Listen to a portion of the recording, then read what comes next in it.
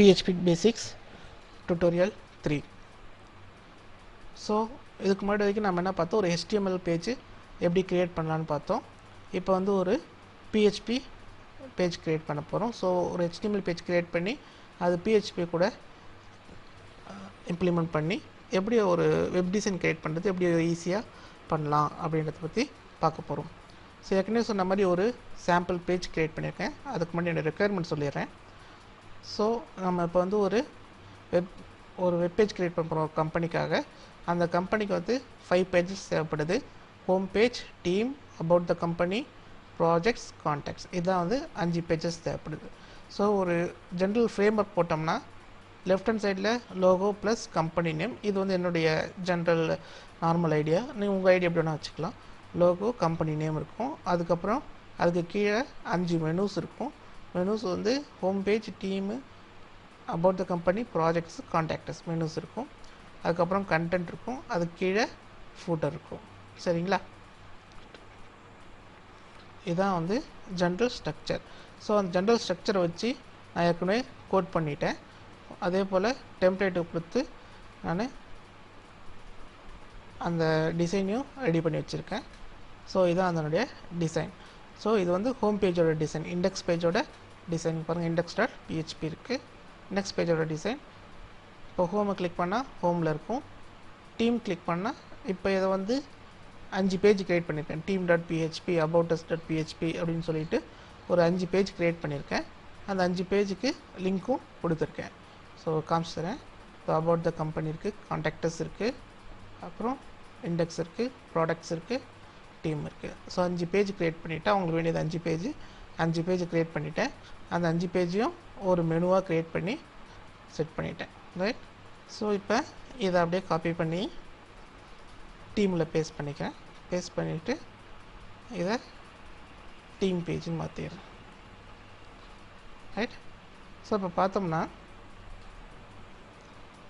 Home click பண்ணால் இது வருது, டீம் கிளிக் பண்ணால் டீம் பேஜ் வருது. ரைட். ரைட். இப்போ இந்த 2 பேஜுக்கும் எது காமன் அப்படின்னு பார்த்தீங்கன்னா, இந்த லோகோ, இந்த மெனுலாம் காமன். அதே போல் இந்த ஃபூட்டரும் காமன். உங்களுக்கு வெறும் இந்த கண்டென்ட் மட்டும்தான் வேரி ஆகும். ரைட்டுங்களா?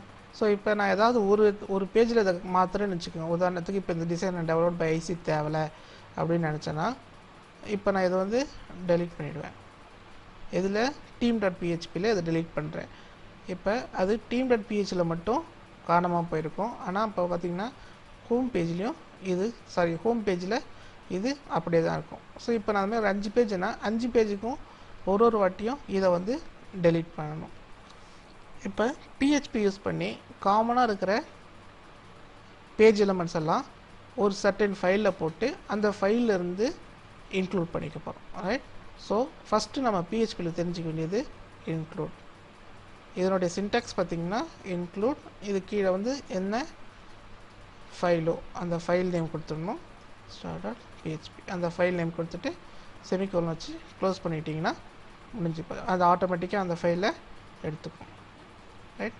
ஸோ இப்போ நான் என்ன பண்ணியிருக்கேன், ஹெடர்னு ஒரு ஃபைல் க்ரியேட் பண்ணியிருக்கேன். HEADRனு ஒரு ஃபைல் க்ரியேட் பண்ணியிருக்கேன். இதில் வந்து என்னுடைய ஹெடர் எலமெண்ட்ஸ் எல்லாமே போட்டு வச்சுட்டேன். ஓகே, இதை டிலீட் பண்ணிடுறேன். இப்போ என்னுடைய ஹெடர் எலமெண்ட்ஸ் ஹெடர் எலமெண்ட்ஸ் பார்த்தீங்கன்னா இது வரைக்கும், அதாவது என்னுடைய இமேஜ் வரைக்கும் இருக்கிறது எல்லாமே என்னுடைய ஹெடர் எலமெண்ட்ஸ். இதெல்லாமே வந்து காமன். இது எல்லாத்தையும் தூக்கி இந்த ஹெடர் எலமெண்ட்ஸில் போட்டுட்டேன். சரியா? இது வந்து மேக்ஸிமம் வந்து 99% வந்து இது வந்து மாறாது. எந்த பேஜுக்குமே வந்து இது வந்து மாறாது. அதனால் இதை அப்படியே கான்ஸ்டண்ட்டாக வச்சுக்கிட்டேன். அதுக்கு அடுத்தது மெனுன்னு ஒரு ஃபைல் க்ரியேட் பண்ணி வச்சுருக்கேன். இதில் வந்து என்னுடைய மெனூஸை வந்து காப்பி பண்ணி வச்சுருக்கேன். ஏன் மெனூஸ் நான் தனியாக வச்சுருக்கேன் அப்படின்னு பார்த்தீங்கன்னா, நம்ம வெப்சைட் க்ரியேட் பண்ணும்போது ஸ்டார்டிங் நம்ம ஒரு செட் ஆஃப் மெனுவில் ஆரம்பிப்போம். அதுக்கப்புறம் அந்த மெனூஸ் வந்து சம்டைம்ஸ் வந்து மாறும். கிளைண்ட் வந்து செல்லில் எனக்கு இது மாதிரி வேணும், அந்த மாதிரி வேணும்னு சொல்லிட்டு சொல்லுவாங்க. ஸோ அப்படி வந்து போடும்போது நமக்கு மெனு வந்து இந்த ஹெடர்லேயோ வேறு எங்கேயோ வைக்கும் போது அதை ரெட்ரீவ் பண்ணுறது வந்து கஷ்டமாக இருக்கும். அதனால் இதை இந்த பக்கம் வச்சிடுறோம்.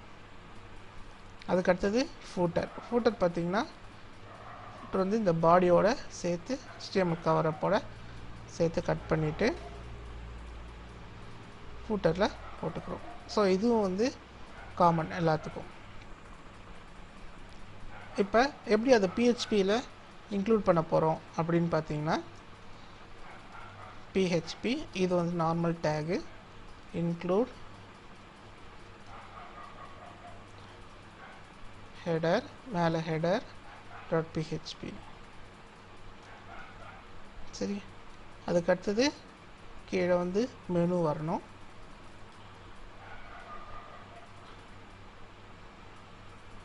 அதுக்கு கீழே இங்கே ஃபூட்டர் வரணும். ரைட். ஸோ இப்போ இதெல்லாம் எடுத்திருக்கோம், ஹெடர் எடுத்திருக்கோம், மெனு எடுத்திருக்கோம், ஃபூட்டர் எடுத்திருக்கோம். இப்போ பார்ப்போம் இன்க்ளூட் ஆகிருக்குதானே. இன்க்ளூட் ஆகிருக்கு. சரிங்களா.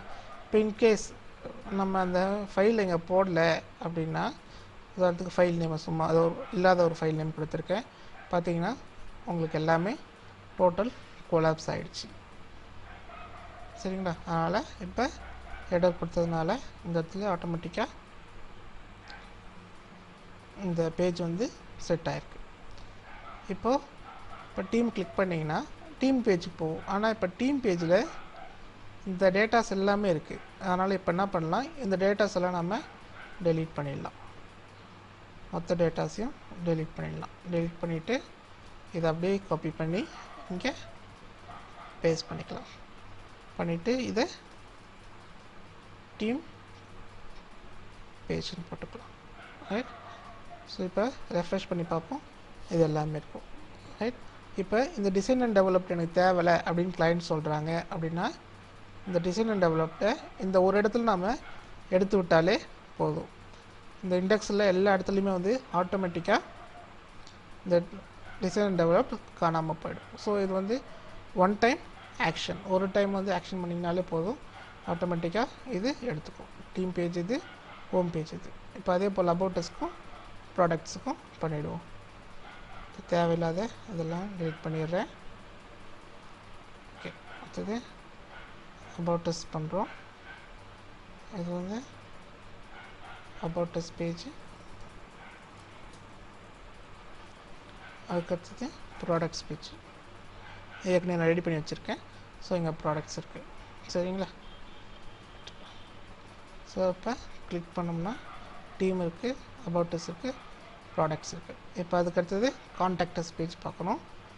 கான்டாக்டஸ் பேஜில் நான் ஏற்கனவே போட்டு வச்சுருக்கேன். பட் ஆக்சுவலாக கான்டாக்டஸ் பேஜில் இது வராது, இந்த பேராகிராஃப் வராது. இதுக்கு பதிலாக என்ன வரும், ஒரு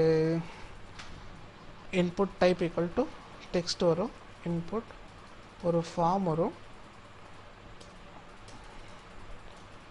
இந்த ஃபார்முக்கு ஒரு ஐடி ஈக்குவல்ஸ் கான்டாக்டஸ் கொடுத்துட்டு இப்போ இந்த இடத்துல வந்து லேபிள் ஃபார் இங்கே நமக்கு என்ன வேணுமோ அதை கொடுத்துட்டோம்னா, இப்போ வந்து name input type equals text value தெரிஞ்சால் வேணும்னா கொடுங்க, இல்லை அது blank-ஆகவே வச்சுக்கோங்க. அடுத்தது நேம் ரொம்ப முக்கியம், நேம் ஈக்குவல்ஸ் நேம். ஓகேங்களா. ஏதோ ஒரு ஸோ ஃபார் நேம் இது. அதுக்கடுத்தது கான்டாக்ட் நம்பர். இது வந்து contact number, contact info. Name வந்து ஸ்பேஸ் இல்லாமல் கொடுத்துக்கோங்க. Contact info, contact number. அதுக்கப்புறம் வந்து மெசேஜ் வந்து எப்பயுமே டெக்ஸ்ட் பாக்ஸாக இருக்கும். அதனால் மெசேஜ் வந்து இன்புட் டைப்பாக இருக்காது, text area. Name equals contact message. சரிங்களா. ரைட். அடுத்தது input type equals submit, value equals send message,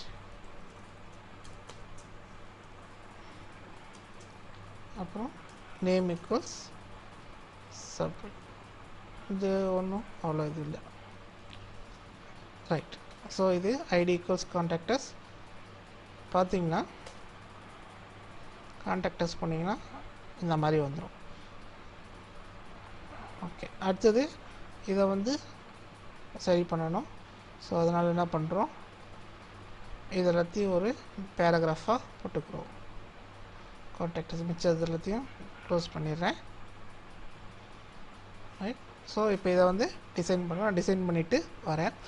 so இந்த மீன் டைம் இப்போதைக்கு இந்த டுட்டோரியல் நம்ம என்ன படித்தோம்னா இன்க்ளூட், பிஹெச்பி இன்க்ளூடோட யூஸ் பார்த்தோம். காமனாக ஒரு வெப்பேஜுக்கு எதெல்லாம் காமனாக இருக்கோ அந்த காமனாக இருக்கிற எலமெண்ட்ஸ் எல்லாம் வந்து ஒரு பேஜ் க்ரியேட் பண்ணி அந்த பேஜில் வந்து அந்த வேல்யூஸ்லாம் போட்டோம்னா ஆட்டோமேட்டிக்காக அது வந்து இன்க்ளூட் ஆகிடும், ரைட்.